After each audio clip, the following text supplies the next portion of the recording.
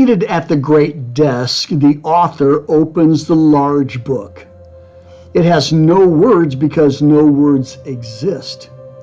No words exist because no words are needed.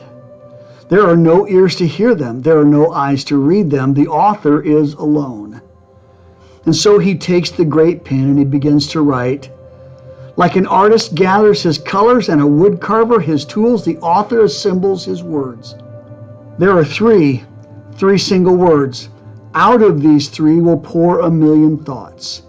But on these three words, the story will suspend. He takes his quill and he spells the first. T-I-M-E. Time did not exist until he wrote it.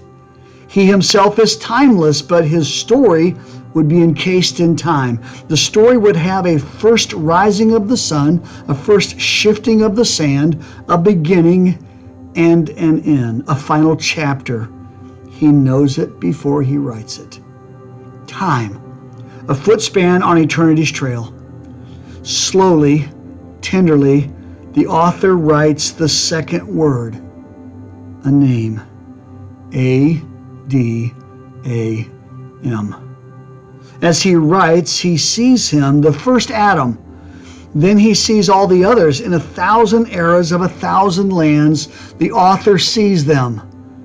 Each Adam, each child, instantly loved, permanently loved. To each he assigns a time and appoints a day and appoints a place. No accidents, no coincidences, just design. The author makes a promise to these unborn. In my image I will make you. You will be like me. You will laugh. You will create. You will never die. And you will write. They must, for each life is a book, not to be read, but rather a story to be written. The author starts each life story, but each life will write his or her own ending. What a dangerous liberty. How much safer it would have been to finish the story for each Adam, to script every option. It would have been much simpler and safer, but it would not have been love. Love is only love if it is chosen. So the author decides to give each child a pen. Write carefully, he writes. Lovingly, deliberately, he writes a third word, already feeling the pain. I-M-M-A-N-U-E-L.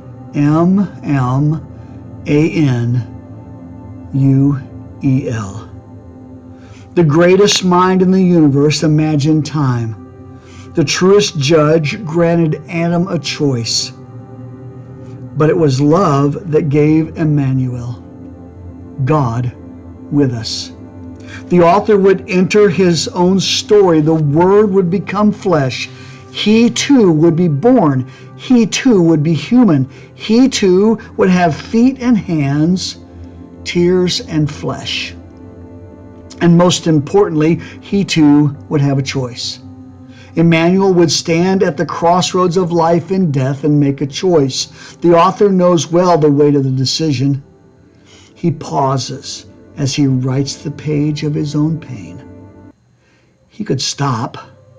Even the author has a choice.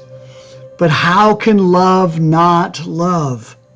So he chooses life, though it means death, with hope that his children will do the same. And so the author of life completes the story. He drives the spike in the flesh and rolls the stone over the grave, knowing the choice he will make, knowing the choice all Adams will make. He pens the end, then closes the book and proclaims the beginning. Let there be light.